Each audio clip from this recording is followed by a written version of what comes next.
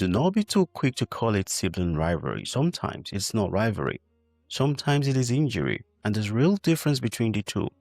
Rivalry is normal. Injury is what happens when a child spends years quietly studying who is more loved in their own home, who gets praised more, trusted more, forgiven faster, spoken to more gently, and slowly, without anyone intending it, begins to experience their own brother or sister as a threat. That is not a small thing. That is a heart being reshaped. Because once that starts, it does not stay quiet. One sibling cannot celebrate the other without something complicated moving inside them. One cannot fail without shame. One carries jealousy they did not ask for. Another carries bitterness they cannot explain. And they grow into adults, still living inside roles they never chose. The responsible one, the difficult one, the pride of the family, the one who was always the problem. Roles that were assigned to them in childhood and never taken back.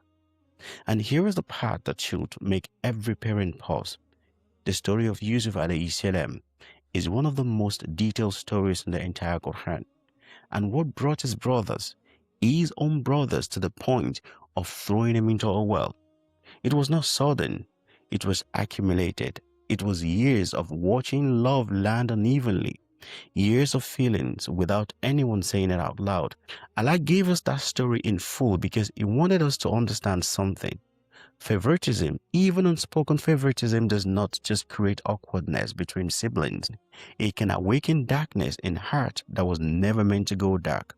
So parent, be careful, not just with what you feel, but with what you repeatedly show, with who you celebrate and who you quietly overlook, with who you excuse and who you always correct, with the labels you attach without realizing they are permanent. Your children are not watching your actions. They are building their entire understanding of their own worth and each other's from what they feel in your home. And if you're watching this as an adult who has a sibling you have slowly drifted from, someone you love and struggle with at the same time, someone you are polite with at family gatherings and quietly distant from everywhere else, I want you to hear this. What grew between you was not just jealousy. It was an unhealed wound in a place that was supposed to be safe.